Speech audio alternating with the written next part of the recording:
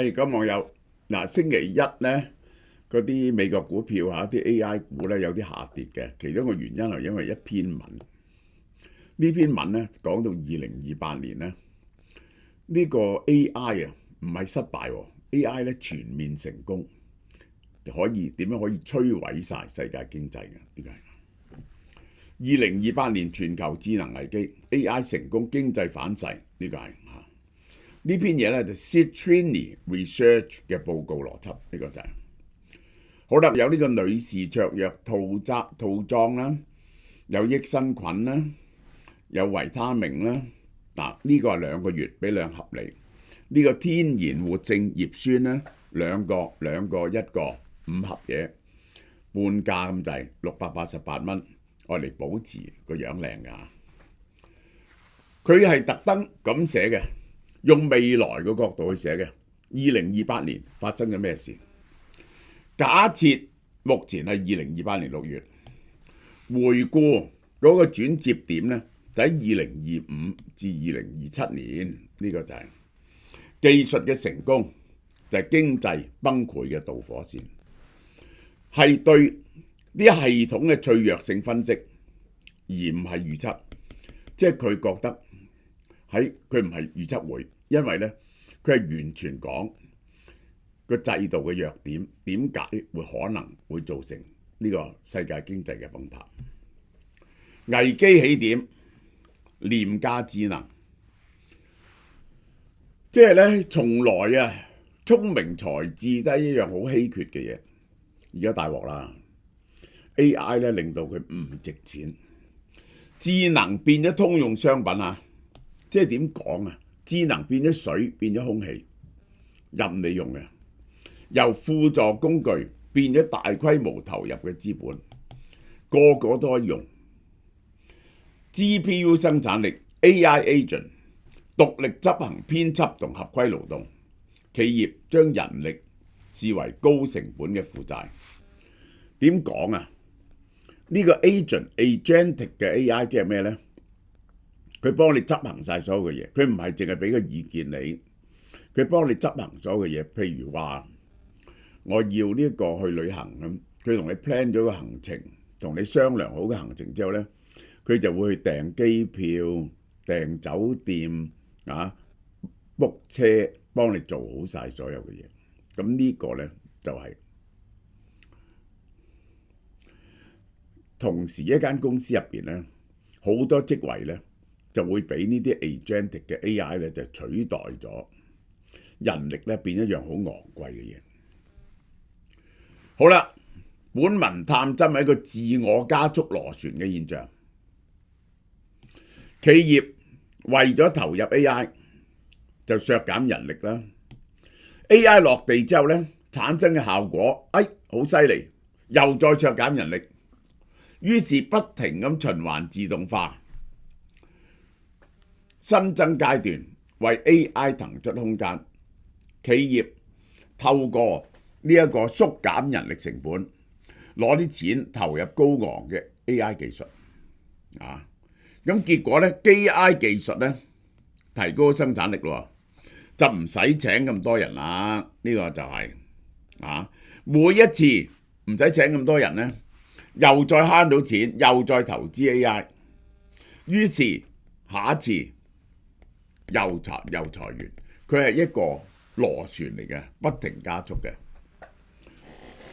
佢係咁講，幾波第一，2025-26年 SaaS 同白領階級嘅崩塌 ，ARR 訂閱模式遭遇毀滅性嘅挑戰，即係你嗰啲標準化嘅賣軟件，逐個人頭數錢嗰啲咧，你冇得撈噶啦。因為 agentic AI 咧，你嗰啲嘢唔難做嘅，佢咧就叫自己嘅 agentic AI 自己寫套軟件貨佢自己用，唔需要再俾錢你哋。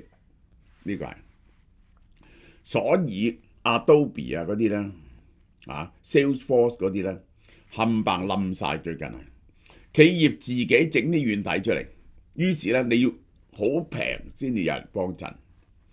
咁結果咧，引動白領流程工作裁員同埋薪資停滯，呢個係我哋而家見到嘅。就第一，我係講咗好耐，我先至忽然間發覺咧，寫軟件寫 coding 咧係一樣好原始嘅嘢，佢咧係要靠人手一行一行咁寫。咁嘅人哋話你人手去寫啊，有條友用 AI 去做咗幾個禮拜啊，做咗幾百萬行代碼出嚟。你用人手寫呢個即係等於係古代用你嗰啲手去織布一樣，呢個真係比起上嚟一樣。所以先死嘅就係嗰啲軟件公司。咁同時炒好多人喎，呢個 WhatsApp Google 亞馬遜嗰啲不停喺度炒人喎。大陸嘅阿里巴巴騰訊呢啲碼農係一樣消失咗嘅嘢，而好多白領階級咧亦都消失，因為2026年咧就係 Agentic AI 嘅元年，佢會執行晒所有白領嘅嘢。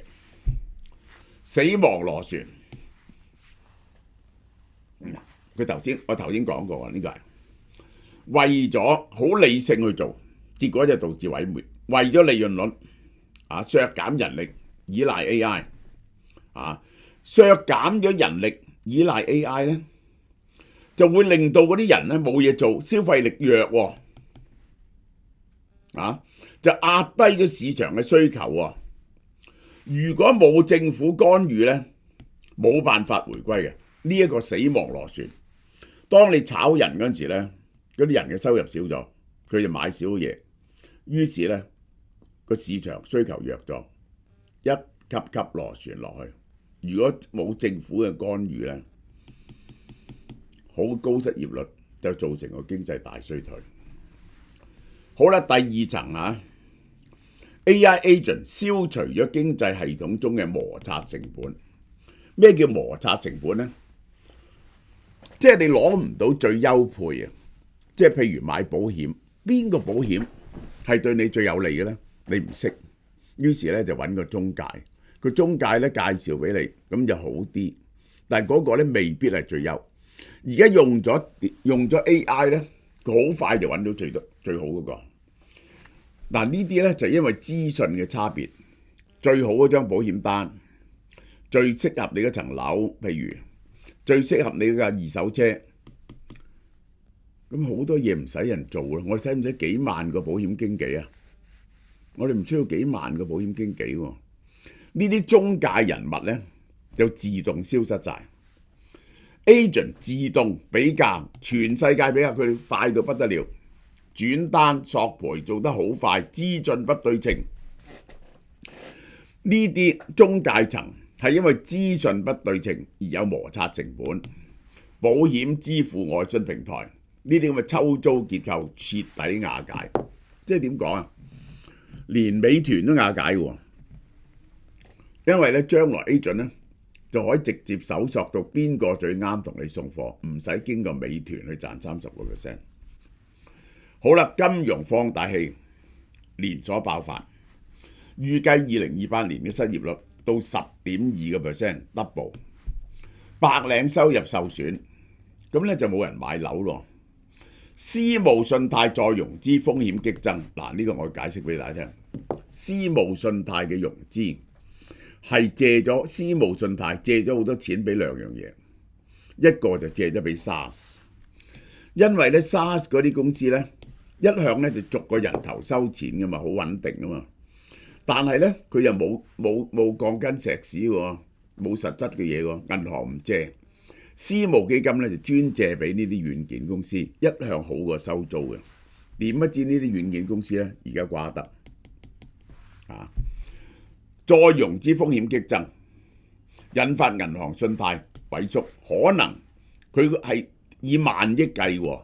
呢啲私募基金係呢啲借貸係會引起保險業同埋銀行業嘅危機嘅。個危機中局幽靈 GDP 係啊，個 GDP 好高，但係中產消費力好低，窮人更加低，因為冇點解呢？好高嘅 GDP 個機械人 AI 做到啲嘢出嚟，佢唔會分錢俾你，即係呢個生產力咧集中咗喺公司層面，普通人咧冇錢，冇錢咧就冇錢消費，呢啲叫幽靈 GDP， 對個經濟嘅繁榮咧冇幫助。一個成熟嘅經濟體啊，嗰個工資大概係個社會嘅70%，呢70%咧就翻去買消費品，而家唔係70%，而家跌咗落嚟。我話俾你聽，如果嗰個 GDP 嗱，佢話失業率10%啦，咁10% 失業率，咁嗰啲人係咪因為工多工少人多嘛，咁你咪鬥減價咯，咁所以咧嗰啲人工就會減價，因此嗰啲人工 as a percentage 一個失業，第二個人工 as a percentage of GDP 咧大跌，所以咧貧富懸殊，你見唔到社會繁榮嘅。好啦，批評一，佢忽略制度摩擦。技術上可行唔等於制度上可行，企業面臨好多嘢困住個企業嘅審計、數據主權、內部政治，好多人反對，一路摩擦。喂，咁啊唔做得，咁啊唔做得，即係你推行一樣嘢呢，嗰個社會呢係會用好多嘢嚟去阻你嘅。組織權力交接呢，唔可以喺短期內自動化。依然又有人類維持嘅，你忽略咗個制度摩擦，即係舉個例啦，自動駕駛真係要落地，你諗下，而家仲幾多人覺得自動駕駛係不可行？呢個係牽涉到點樣將嗰啲資訊去 convince 到每個人，可以改變到佢嘅信念。嗰個政府點樣改嗰啲法規、加充電樁呢啲咁嘅嘢？佢認為佢睇得太簡單。好啦，波段式演進唔係全面失足，技術對工作嘅態度咧係會分批發生嘅。今年炒5%，出年炒10%，佢係有時間俾佢適應嘅。呢個就係尤其是喺嗰啲高監管領域咧，好難嘅。醫療啊、金融啊，受法例規管。AI 進入咧係會被擋住嘅，一定要有個人喺度嘅，呢個係大型企業組織龐大、慣性強，有足夠時間去接受呢啲嘢，等你有時間適應。好啦，成件嘢最錯嘅咧就唔知道政府介入係必然嘅，政府不可能阻止社會崩潰。當失業率觸及政治紅線咧，工具箱就會被打開㗎啦。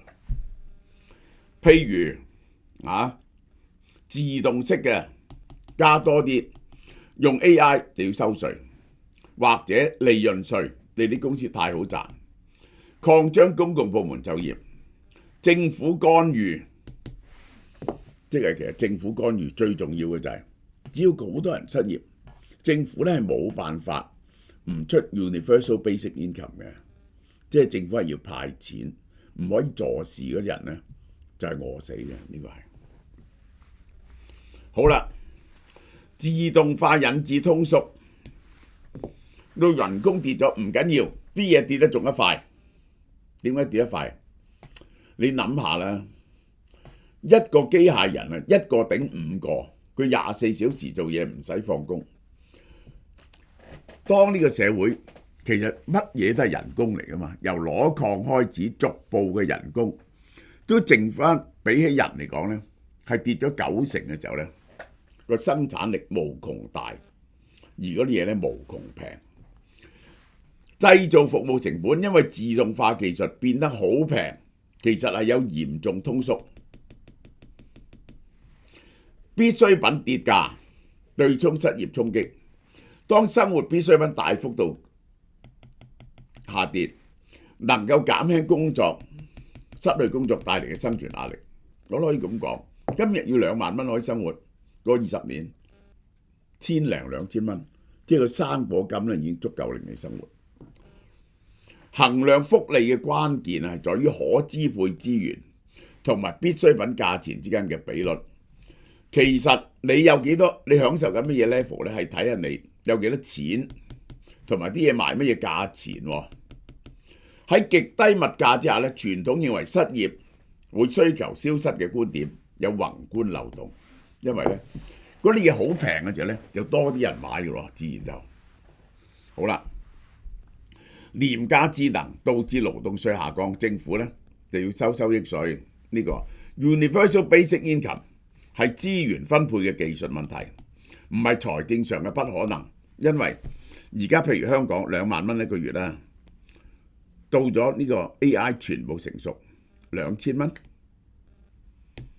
咁樣生果金都夠喎。政府咧好少錢就養晒所有人啦，呢個就係 AI 治理。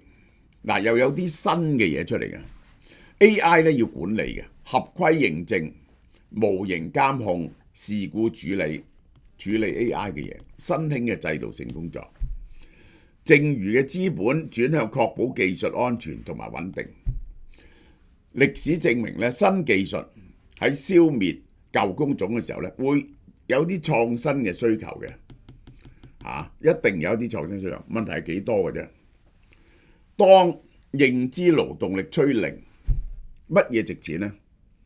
一個 physical 嘅人，一個肉體上嘅人做嘅嘢呢，價錢激增。譬如話心理支持教育啦、高階照護業、藝術表演啦、運動表演啦，呢啲冇辦法由 AI 同機械人取代嘅嘢。讀者要呢篇嘢，你要審慎閱讀呢個報告嘅市場動機。作者相關機構可能佢自己話有做空，極端推論影響投資。作者將極端不利嘅條件對齊，放大恐慌效應，認為會快速採用，制度零阻礙，政策唔干預。現實更傾向咧發生結構性陣痛，而唔會全面崩潰。當你嘅生產力無窮大嗰陣時咧，係點都唔會，個經濟係唔會崩潰。Elon Musk話10年你唔需要儲錢退休，10年後儲錢已經唔重要。呢個係揭示分配機制失敗，迫使決策者要面對現行嘅稅制同安全網一定要升級，將社會視為無摩擦嘅真空管。哇，乜嘢都好順，即刻做晒。忽略通縮紅利同人類在場嘅價值成長。所以而家啲人問我讀咩好啊？最好學唱歌啦，係咪？第時唔可以揾個機械人喺度唱噶嘛，冇意思嘅。即係架車走得快過人類，咁你都有人類賽跑噶嘛，係咪？呢個係呢個係一個壓力測試，而唔係不可逆嘅宿命。唔需要覺得個經濟會崩潰嘅。制度創新係會抵受得住技術嘅衝擊嘅。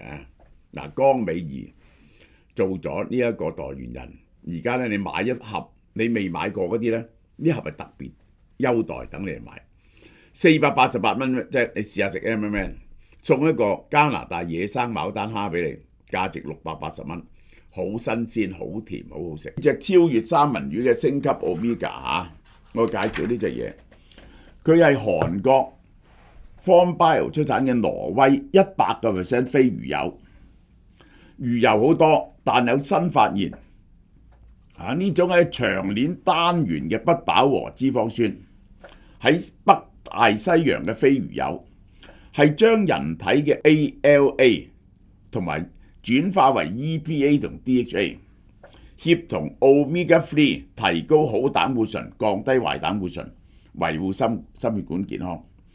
聽起上嚟咧，好似同 DHA、EPA 差唔多，但係咧呢個鯨鈉油酸啊，俾佢哋優勝咧，就可以促進人體將 ALA 轉化為 EPA、DHA， 加強身體對脂肪酸嘅代謝，維護身體健康。Omega 11係源自飛魚等深海魚油，喺魚油中同 Omega 3相輔相成，建議選擇包括Omega 11 EPA、DHA 嘅高濃度魚油，係獲得最佳嘅循環健康結果。每日早餐後服一粒，1個月份量，每盒190蚊啫，第一盒9折，第二盒7折。大家又試下呢一隻係唔同嘅呢一個。